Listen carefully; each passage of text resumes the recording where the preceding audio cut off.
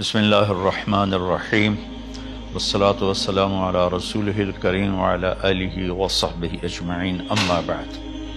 میرے محترم بھائیوں، بہنوں، بچوں، بچیوں، عزیزوں، جاننے والے، نہ جاننے والے، السلام علیکم ورحمۃ اللہ وبرکاتہ۔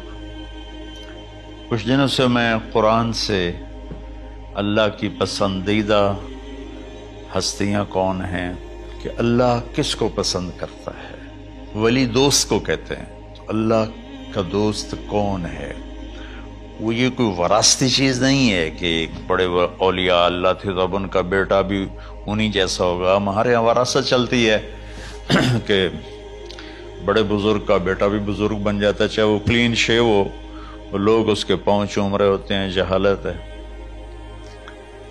تو آج میں تھوڑا سا سورہ بنی اسرائیل ہے، اس میں بھی سارے اخلاق بیان ہوئے۔ میرے بھائی بہنوں، ایمان لانے کے بعد انسان بنتا ہے، اور اس کے بعد اس کی قیمت، اس کا بڑا پن، اس کی وجاہت، اس کی شرافت وہ پیسوں سے نہیں ہوتی۔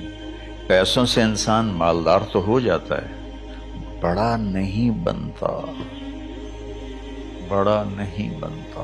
ہمارا علم غلط ہو گیا۔ بڑا بڑا بندہ جے بولدیاں 3 ملن یہ 200 مربن، یہ نوابہ فلانا ہے، نوابہ فلانا ہے۔ میرے بھائیو، یہ بالکل غلط علم ہے۔ بڑا وہ ہے جسے اللہ پسند کرے، بڑا وہ ہے جو میرے نبی کی زندگی کے پیچھے چلے، بڑا وہ ہے جس سے اللہ تعالیٰ راضی ہو جائے، باقی سب چھوٹے چھوٹے ہیں۔ تو آج ایک تیسری جگہ سے میں کچھ باتیں قرآن سے عرض کروں گا جن کا تعلق ہمارے ایمان سے بھی ہے، اخلاق سے بھی ہے۔ وہ ہے بسم اللہ الرحمن الرحیم، وَقَضَىٰ رَبُّكَ أَلَّا تَعْبُدُوا إِلَّا إِيَّاهُ بِالْوَالِدَيْنِ إِحْسَانًا إِمَّا يَبْلُغَنَّ عِندَكَ الْكِبَرَ أَحَدُهُمَا أَوْ كِلَاهُمَا فَلَا تَقُل لَّهُمَا أُفٍّ وَلَا تَنْهَرْهُمَا وَقُل لَّهُمَا قَوْلًا كَرِيمًا وَاخْفِضْ لَهُمَا جَنَاحَ الذُّلِّ مِنَ الرَّحْمَةِ وَقُل رَّبِّ ارْحَمْهُمَا كَمَا رَبَّيَانِي صَغِيرًا۔ یہ بہت بڑا مضمون ہے۔ اللہ نے قرآن بھر دیا والدین کے خدمت کے لیے، والدین کی اطاعت کے لیے، والدین کی ماننے کے لیے۔ پہلا جملہ ہے اور تیرے رب نے فیصلہ کیا، ایک مطلب۔ دوسرا، اور تیرے رب نے حکم کیا کہ بندگی صرف اللہ کی ہے، بندگی صرف اللہ کی ہے۔ عبد اسے کہتے ہیں جو ہر بات پہ سر جھکا دے، عبد اسے کہتے ہیں جو ہر بات پہ بچھ جائے، اس کو عبد کہتے ہیں۔ تو اللہ کہہ رہا ہے میرے بندو، میرا ایک فیصلہ ہے اور میرا ایک حکم ہے، میرے سوا نہ تمہارا ہاتھ کسی کے آگے پھیلے، نہ تمہاری گردن کسی کے آگے جھکے۔ ایک دوسرے سے مدد لینا، اس کو ایک دوسرے کی تعاونوں میں آ جاتا۔ تعاونوا علی البر والتقوی، ایک دوسرے کا ساتھ دو، ایک دوسرے کی مدد کرو۔ میرے نبی قرضہ اٹھاتے تھے۔ میرے نبی جب انتقال ہوا تو آپ کی زرہ 9 وسق پر، وسق 5 من کا ہوتا ہے، تو وہ جو کے بدلے آپ نے زرہ رکھوائی تھی کہ جب میں تمہیں ادا کروں گا زرہ لے لوں گا، اور آپ کا انتقال ہو گیا، آپ زرہ اپنی واپس نہیں لے سکے۔ وہ چیزیں جن کا تعلق صرف اللہ کی ذات سے ہے اور کوئی نہیں کر سکتا، اس میں صرف اللہ کے آگے ہاتھ پھیلا، جیسے ہم کہتے ہیں مدد، نصرت۔ اللہ کہتا میں ہوں، الا ان نصر اللہ قریب، سنو میری مدد تمہارے قریب ہے۔ تو اللہ تعبدوا الا ایاہ، بس ایک چھوٹا سا جملہ اللہ نے یہاں کے، چونکہ یہاں اللہ نے والدین اور اخلاق بتانے تھے تو اپنے لیے صرف ایک جملہ بولا، باقی باتیں بھی اللہ کے لیے ہیں، لیکن اللہ نے میری بندگی، اس بندگی سے مراد 5 وقت کی نماز نہیں ہے، حج، روزہ، زکوٰۃ نہیں ہے اس کی مراد، یہ ساری باتیں داخل ہیں، اور اس کے ساتھ 24 گھنٹے کی زندگی اللہ کی مرضی پر گزارو، نفع آئے تو شکر ادا کرو، نقصان ہو تو صبر کرو، برداشت کرو، پھر بھی شکر ادا کرو کہ میرا رب یہ کہہ رہا ہے کہ میں نے صرف اللہ سے تعلق جوڑنا ہے۔ اللہ کے نبی نے اپنے چچا زاد بھائی عبداللہ بن عباس سے فرمایا کہ یا غلام، اے نوجوان، اسی کا بکلمات فاحفظہ، میں تمہیں چند باتوں کی وصیت کرتا ہوں، کیا؟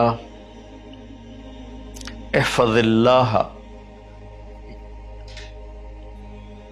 احفظ اللہ یحفظک اللہ، یحفظک اللہ، اللہ کے اوامر کی حفاظت کر، اللہ تیری حفاظت کرے گا۔ احفظ اللہ تجدہ تجاہک، تو اللہ کے اوامر، اسلام، حلال حرام کی پہچان کر کے زندگی گزار تو اللہ کو ہر وقت تو اپنی مدد کے لیے تیار پائے گا۔ اور لمبی حدیث ہے، عشاء کی نماز کا وقت ہو رہا ہے، اس میں وہ جملہ جو اس میرے مضمون سے متعلق ہے، وَإِذَا سَأَلْتَ فَاسْأَلِ اللَّهِ، جب بھی مانگو اللہ سے مانگو، جب بھی مانگو اللہ سے مانگو، اللہ کے سوا کوئی دینے والا نہیں ہے، صرف اللہ ہے دینے کے لیے۔ وَإِذَا اسْتَعَنْتَ فَاسْتَعِنْ بِاللَّهِ، اور جب مدد کے لیے ہاتھ اٹھاؤ تو صرف اللہ کو پکارو، جب ضرورت حاجت کے لیے، مدد کے لیے ہاتھ اٹھاؤ تو اپنے اللہ کو پکارو۔ تو یہ حدیث کی بات بھی ہے، جو قرآن کی بات بھی ہے۔ اس کے بعد آگے اللہ کہتا ہے وَبِالْوَالِدَيْنِ إِحْسَانًا، اور اپنے والدین کے ساتھ احسان کرو۔ احسان کا کیا مطلب ہے؟ اللہ آگے اسی کی تشریح کر رہا ہے۔ ویسے احسان کا مطلب عربی میں ہوتا ہے، یہ جو ہمارا اردو کا احسان ہے، میں تیرے تو احسان کیتا تو ہوں میں نالے کی کر رہے ہیں، یہ بھی مطلب ہے، لیکن احسان کا اصل مطلب ہوتا ہے، احسان حسن سے ہے، حسن، حسن سے الف، 2 الف ملے اور احسان بن گیا۔ احسان کا مطلب ہوتا ہے کسی بھی کام کو جو دنیا کا ہے، دین کا ہے، اسے انتہائی خوبصورت طریقے سے کرنا۔ جیسے کسی دلہن کا میک اپ ہوتا ہے نا، تو 5-6 گھنٹے 4 گھنٹے کے بعد وہ کہتی ہے، جو ہوتی ہے اس کا میک اپ کرنے والی، کہ جی بس یہ مکمل ہو گیا ہے اور اب اس سے آگے نہیں ہے۔ تو آخری انتہا، اچھائی کی آخری انتہا پر پہنچ کے کام کرنے کو احسان کہتے ہیں۔ تو میرا اللہ کہہ رہا ہے، میرے بندو، اپنے والدین کے ساتھ وہ کرو کہ جو بھلائی کی، خدمت کی، ماننے کی آخری حد ہے۔ سبحان اللہ۔ وبالوالدین احسان، بالوالدین پہلے ہے، احسان بعد میں ہے۔ اللہ تعالیٰ نے باقی سب کو پیچھے کر کے فرمایا کہ دیکھو، خاص طور پہ ماں باپ کے ساتھ وہ رویہ کرو کہ ان کے دل سے دعائیں نکلیں۔ چند دن پہلے ایک والد یوں ہاتھ اٹھا کے کہہ رہا تھا اپنے بیٹے، اکلوتا بیٹا، میں منگنا اللہ کو لو، اللہ تینوں چاہ لگے۔ باپ بیٹے کے لیے یہ دعا مانگ رہا تھا، اور بیٹا اکیلا ہے، یہ بد دعا باپ کر رہا تھا۔ تو بھائیو، ایسی اولاد نہ بنو جس ماں نے پیٹ میں 9 مہینے اٹھایا، پھر جننے کی تکلیف برداشت کی۔ ایک شخص آیا حضرت عبید بن عمیر کے پاس کہ حضرت، میں نے ماں کو اپنے کندھے پہ بٹھا کے پیدل حج کرایا ہے، مینا لے گیا، عرفات لے گیا، مزدلفہ، پھر مینا، پھر مکہ، تو کیا میں نے ماں کا حق ادا کر دیا؟ میں نے فرمایا ولا تلقۃ واحدہ، بیٹا ابھی ایک تلقہ کا حق بھی ادا نہیں ہو۔ تلقہ کسے کہتے ہیں؟ جب بچہ پیدا ہونے کا وقت آتا ہے تو ماں کو دردوں کی لہریں اٹھتی ہیں، وہ اتنی خوفناک ہوتی ہیں کہ ماں چیخ چیخ کے رہ جاتی ہے، اور بعض اوقات ڈلیوری لیٹ ہو جاتی ہے تو وہ تڑپتی ہے، روتی ہے۔ وہ جو لہریں ہیں نا پیٹ میں آتی ہیں جاتی ہیں، آتی ہیں جاتی ہیں، ایک لہر جو درد کی اٹھتی ہے اس کو کہتے ہیں طلقہ۔ میں قربان جاؤں، انہوں نے فرمایا بیٹا ابھی تیری ماں نے جو تجھے جنا تھا اس وقت جو تجھے درد، وہ تیری ماں نے درد کی لہریں برداشت کی تھی، اس میں سے ایک لہر کا بھی حق ادا نہیں ہوا، یعنی کہ حق ادا ہو ہی نہیں سکتا۔ یہ مطلب کہ حق ادا ہو ہی نہیں سکتا، کہ بیٹا ابھی ایک کا بھی نہیں۔ پھر حضرت عبداللہ بن عمر سے ایک شخص نے پوچھا کہ اچھا یہ جو آدمی تھا یہ خراسان، یہ ایران میں ہے اور افغانستان میں، یہاں سے ماں کو پیدل کندھے پہ بٹھا کے مکے پہنچا تھا، اندازہ لگا اس نے کتنی مشقت اٹھائی۔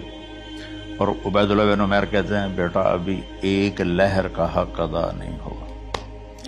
یہی سوال حضرت عبداللہ بن عمر سے کیا ایک شخص نے کہ حضرت میں نے اپنی ماں کو حج کرایا ہے، سارا میں نے پیدل کرایا ہے اور کندھے پہ اٹھا کے کرایا ہے، تو کیا میں نے ماں کا حق ادا کر دیا؟ وَلَا زَفْرَةً وَاحِدًا وَلَا زَفْرَةً وَاحِدًا۔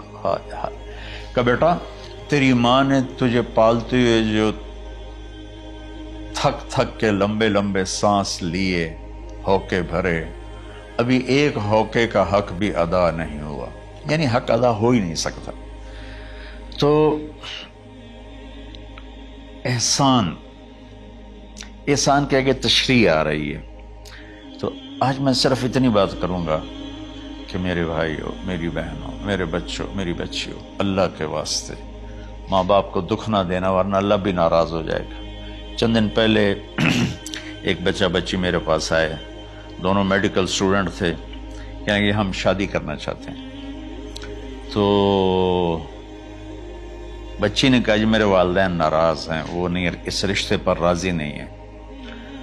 تو میرے باپ کہتے ہیں اگر تو نہیں یہاں رشتہ کیا تو تیری میری ایک درمیان ایک خط آئے، کھچ جائے گا خلیج، ہم اس پار نہیں آئیں گے تو اس پار نہیں آئے گی۔ میں نے کہا بیٹی جس ماں نے تجھے 9 مہینے پیٹ میں پالا، 2 سال تجھے دودھ پلایا، تیری پوٹیاں پیشاب صاف کیا، تجھے پیمپر باندھے، تجھے اٹھ اٹھ کے راتوں کو اپنی چھاتی سے دودھ پلایا، کیا اب اس کا اتنا بھی حق نہیں کہ تم اس کی رائے کا احترام کرو؟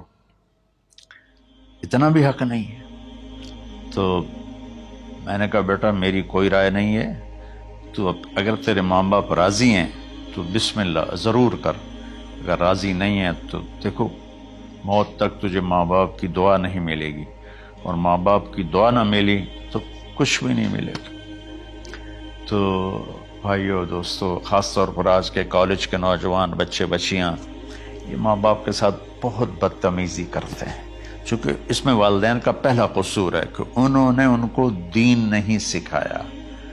بچپن میں انگلش میڈیم سکول، پھر او لیول، پھر اے لیول، تو انہیں کیا پتہ ماں کون ہے باپ کون ہے۔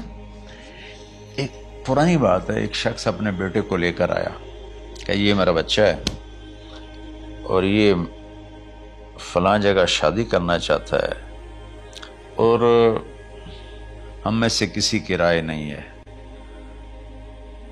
اور یہ مانتا نہیں ہے، اور اس کے ساتھ اس نے نا دھاڑے مار کے رونا شروع کیا۔ تو میں نے بچے کو دیکھا تو یوں کر کے بیٹھا تھا، اس کا باپ رو رہا ہے، ہچ کیوں تو ایسے بیٹھا ہو۔ تو مجھے اچانک خیال آیا، میں نے کہا شیخ صاحب اس کو کہاں پڑھایا تھا؟ کہا جی امریکن سکول۔ اس کے بعد آسٹریلیا بھیجا تھا مزید تعلیم کے لیے۔ ان کے شیخ صاحب اس بچے کا کوئی قصور نہیں، آپ کا قصور ہے، اس کو تو پتہ ہی نہیں میری ماں کیا ہے، میرا باپ کیا ہے۔ ایک ہماری تہذیب تھی وہ ختم ہو گئی ہے، اس میں علم نہیں بھی تھا تو ماں باپ کے۔ میں نے اپنی آنکھوں سے دیکھا، میں نے اپنے دادا کو دیکھا لیکن مجھے یاد نہیں، لیکن جو میرے دادا کے چھوٹے بھائی تھے ان کو میں سنبھلتا ہوں، ان کو میں نے دیکھا ہے، 3ری 4تھی جماعت تک میں تھا۔ 61 میں ان کا انتقال ہوا، میری 9 سال عمر تھی، تو 8 سال۔ ان کے بیٹے جوان تھے، اور ڈیرے میں جب وہ بیٹھتے تھے تو ان کے بچے ان کے سامنے نہیں بیٹھتے تھے، ان کی پیٹھ کے پیچھے بیٹھتے تھے.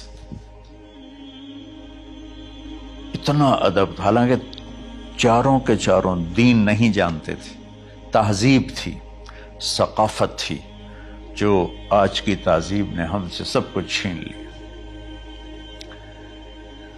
اب بھی آپ جاؤ بیٹا تھر پارکر میں گیا ہوں 2-3 دفعہ، اور وہاں مسلمان نہیں، ہندو عورتیں جب گاڑی گزرتی ہے تو گھونگھٹ کو نیچے کر لیتی ہیں،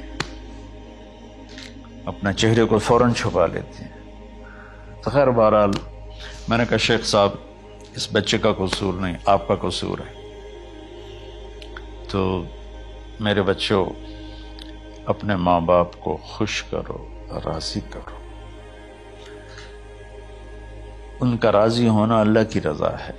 میں اس کی تفصیل انشاءاللہ آگے بتاؤں گا. آج میں صرف اتنا ہی میں نے تمہید باندھی ہے کہ ماں باپ کا کیا مقام ہے، ان کی کیا عزت ہے. ایک شخص آیا، یا رسول اللہ میرا باپ میرے پوچھے بغیر میرا مال خرچ کر لیتا ہے. آپ نے کہا بلاؤ. چونکہ بچے کا ذاتی مال اگر ہو تو شرع کے لحاظ سے باپ پوچھ کے استعمال کرے، بغیر پوچھے استعمال نہ کرے. جب اسے پتہ چلا کہ میرے بیٹے نے شکایت کی ہے، تو عرب کی شاعری تو مشہور تھی، انہیں دل میں کچھ اشعار پڑھے. جو آیا تو جبریل پہلے آ گئے، یا رسول اللہ، اللہ تعالیٰ کہہ رہے ہیں آپ اس سے پوچھیں وہ شعر بتاؤ جو تیرے کانوں نے تو نہیں سنے، تیرے دل میں آئے تھے اور اللہ نے سن لیے. تو اللہ کے نبی نے فرمایا بھائی تیرا انشاءاللہ کیس سنتے ہیں، لیکن پہلے وہ شعر سناؤ جو تم نے تو نہیں کہے زبان سے پر اللہ نے سن لیے. تو پھر اس نے وہ اشعار پڑھے، اور اس کے آگے کیا ہوا یہ میں انشاءاللہ اگلے کلپ میں بتاؤں گا کہ باپ کا کیا مقام ہے، ماں کا کیا مقام ہے. السلام علیکم ورحمۃ اللہ.